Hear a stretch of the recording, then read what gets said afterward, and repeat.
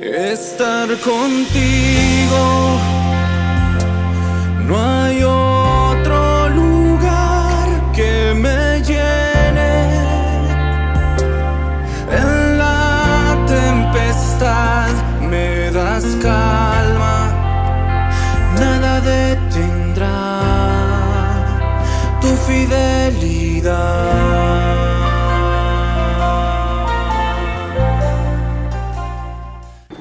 Muy buenos días, amados hermanos y hermanas en Cristo Jesús. Los saludo para compartirles el devocional correspondiente al día miércoles 2 de agosto, que se encuentra en el libro de Hechos, capítulo 17, desde el verso 16 hasta el 34. Amén. Vamos a orar para pedirle la guía a nuestro Señor. Padre bendito, gracias por el privilegio y la responsabilidad de compartir tu palabra, Señor. Yo te pido en el nombre de Jesús que sea tu Espíritu Santo el que tome el control de todo este tema, Señor. Disponemos nuestro corazón y nuestra mente para escucharte, mi Dios. En el nombre de Jesús, amén. Amén, hermanos. Es un privilegio compartirles este tema que se titula Al Dios no conocido. Amén. Y seguimos compartiendo, ¿no?, esta parte del libro de Hechos, donde Pablo se encuentra en su segundo viaje misionero, ¿no? Entonces, y en esta parte de la palabra de Dios, Pablo se encuentra en Atenas, ¿no? Entonces, el enfoque principal de este tema es al Dios no conocido, ¿ok? Porque mucha gente puede hablar de Dios, pero la pregunta es, ¿conoce a Dios? O hagámoslo más personal, ¿conocemos nosotros a Dios? Amén.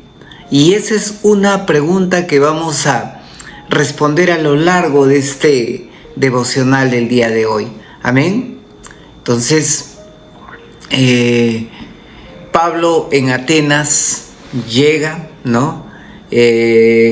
Vamos a leer el verso 16. Dice: mientras Pablo los esperaba en Atenas, su espíritu se enardecía viendo la ciudad entregada a la idolatría. Así que discutía en la sinagoga con los judíos y piadosos, y en la plaza cada día con los que concurrían. Amén. ¿Qué era Atenas? Atenas era una ciudad muy importante de la época. Era cuna de la ciencia, era cuna de los grandes filósofos, ¿no? Era un lugar muy hermoso que tenía grandes bibliotecas, que tenía grandes templos, que tenía construcciones muy fastuosas, ¿no? Y donde la gente era muy culta. Entonces, sin embargo, vemos que Pablo llega a esta ciudad y cómo se sentía, dice, ¿no? Cómo se sentía su espíritu de Pablo. En el verso 16 dice que su espíritu se enardecía viendo la ciudad entregada a la idolatría. Entonces aquí podemos ver algo en primer lugar. Ciencia no significa que tengan toda la verdad.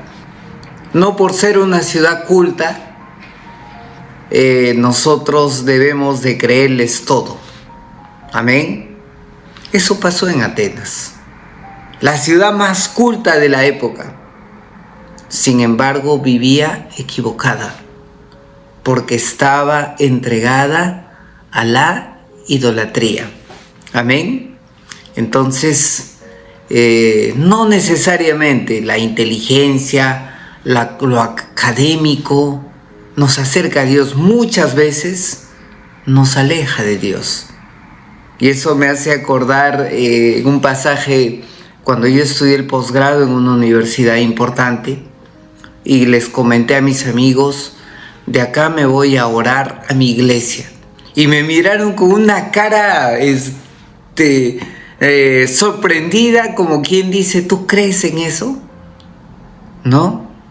Entonces, nuevamente, ciencia, académico, no necesariamente en el aspecto de las creencias pueden tener la razón. Amén. Entonces, y acá vamos a seguir compartiendo, ¿no? Pablo estaba esperando aquí en Atenas, ¿a quién? A Silas y a Timoteo. Y se da cuenta, ¿no? Que esta ciudad como estaba entregada a la idolatría. Los atenienses tenían más de 3,000 dioses. Tenían dioses para todo. Dios del amor, Dios de la guerra, Dios de la fecundidad, de la fertilidad, etcétera, etcétera. Tenían un Dios para todo, ¿no? Entonces, ¿y Pablo qué hizo, no? Se enardecía. ¿Y por qué se enardecía? Porque decía, tanta inteligencia, tanta ciencia, y pueden vivir tan equivocados. Pero vemos que Pablo no se quedaba con los brazos cruzados. No se quedaba como un mero crítico, porque hay mucha gente que critica y se la pasa la vida criticando. Pero la pregunta es, ¿hace algo para difundir la palabra de Dios? ¿O solamente se queda en la crítica? Pablo no era una persona que se quedaba en la crítica. Pablo daba un paso más. ¿Qué hacía? Discutía en la sinagoga y en la plaza con todos los que concurrían, ¿no? Entonces, Pablo, si tenía una oportunidad para hablar la palabra de Dios, no callaba.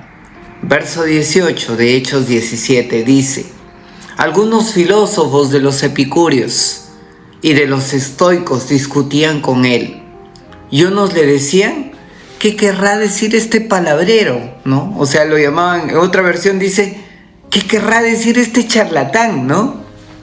Y otros decían, parece que es un predicador de nuevos dioses, ¿no? Y esto decía porque les predicaba del Evangelio de Jesús y de la resurrección. Amén. Pablo, cuando fue a esta gran ciudad, no solamente fue a contemplar los grandes monumentos, las construcciones, la arquitectura, los palacios, las bibliotecas. En nuestra época, ¿no? Sería tomarse fotos para publicarlo en el Facebook, ¿no? No solamente se quedó con eso. Pablo vio, ¿no? Que una ciudad tan hermosa, tan bella como la Atenas de esa época, no lo impresionaba para nada. Porque él veía algo más, no solamente lo exterior. Veía que esta ciudad estaba entregada a la idolatría. Una ciudad puede tener lo mejor de la tecnología, puede tener el mejor transporte, puede tener calles limpias, ordenadas, puede tener una arquitectura impresionante, pero si no tiene a Dios, de nada le sirve. Atenas, cuna de Sócrates, Platón, Aristóteles. Sin embargo, su inteligencia y su filosofía no fue suficiente para encontrar el camino a Dios. No fue suficiente para alejarse de la idolatría. Vemos que Atenas se había convertido en una ciudad idólatra. ¿Cómo califica la idolatría la Biblia? En el Salmo 115 del 3 al 8, que dice, nuestro Dios está en los cielos, todo lo que quiso ha hecho. Los ídolos de ellos son plata y de oro, obra de manos de hombres. Tienen boca pero no hablan, tienen ojos pero no ven, tienen orejas pero no oyen, tienen narices pero no huelen, tienen manos pero no palpan, tienen pies pero no andan, ni hablan con su garganta. Y semejante a ellos son los que los fabrican, y también cualquiera que confía en ellos. Esos son los ídolos. Y vemos que a través de la historia el hombre se ha hecho ídolos de oro, de plata, de piedra, de madera, y ha venerado y ha adorado a los ídolos. Nuestra cultura peruana tuvo muchos ídolos, muchos dioses: el dios sol, el dios luna, el dios trueno, el dios Pachamama, etcétera, etcétera, etcétera, etcétera. Objetos hechos por la mano del hombre y adorados como Dios. En nuestra época tenemos otros dioses. Muchas veces idolatramos futbolistas, grupos de pop, etcétera, etcétera, etcétera. ¿Y cómo nos damos cuenta que está siendo un ídolo? Cuando toma el lugar de Dios. No voy a la iglesia porque tengo un partido importante de fútbol. Un Dios. Amén. Entonces, el hombre, en su actitud de rebeldía, en su actitud de rechazo a Dios, se convierte en un adorador de ídolos. Y Pablo se enardecía, ¿no?, ver a esta ciudad tan hermosa pero entregada a la idolatría. Amén. Entonces, verso 19. ¿Qué hicieron los atenienses? ¿No? Lo tomaron y lo trajeron al Areópago, un auditorio, ¿no? Diciendo: ¿podremos saber más de esta nueva enseñanza que nos hablas? Pues traes a nuestros oídos cosas extrañas. Queremos pues saber qué quieres decir con esto. Porque todos los atenienses y los extranjeros residentes allí en ninguna otra cosa se interesaban sino en decir o en oír algo nuevo. Amén. Entonces, ¿cómo eran los atenienses? Eran curiosos, querían aprender lo nuevo, ¿no? Porque siempre ha habido un interés por lo nuevo. La gente quiere lo nuevo. Quiere el último celular, quiere el carro último modelo, quiere la ropa de moda, quiere las enseñanzas nuevas que salen. Y muchas veces, en su afán por descubrir lo nuevo, van por caminos equivocados. Amén. Amados hermanos, ¿qué dice la palabra? Que nuestro Dios es el mismo de ayer, de hoy y de siempre. Que pasarán los cielos y la tierra, pero la palabra de Dios nunca pasará. Amén. No tratemos de buscar lo nuevo como los atenienses, porque podemos caer en confusión y en equivocación. Los atenienses se equivocaron más de 3000 veces. Amén. Así como muchas culturas que adoran a las vacas, a las ratas, etcétera, etcétera, etcétera, etcétera. Equivocados. Amén. Verso 22.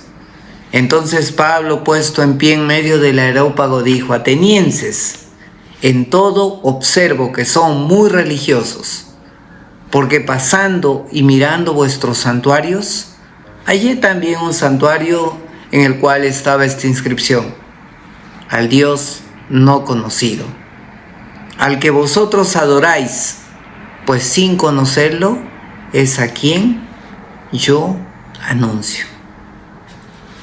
Es increíble cómo las personas, la gente, pueden crear muchos dioses. Es increíble cómo a través de la historia las culturas han creado muchos dioses. Sin embargo, nosotros creemos en el único Dios verdadero, creador del cielo y de la tierra. Amén. Entonces, los atenienses tenían miles de dioses, tenían una religión, pero no tenían a Dios. No conocían al Dios verdadero. Por eso se hicieron, ¿no?, un altar al Dios no conocido. Amén. Entonces, en el libro de Mateo 24, que dice, respondiendo Jesús, verso 4, ¿no?, dijo: mirad que nadie les engañe, porque vendrán muchos en mi nombre diciendo yo soy el Cristo, y a muchos engañarán. Yo te pregunto, ¿conoces a Dios? ¿Conoces a Dios? Dice Jesús, nos advirtió en Mateo 24 que vendrán muchos en mi nombre y a muchos se engañarán y les dirán yo soy el Cristo. ¿Conoces a Dios? ¿O conoces una religión?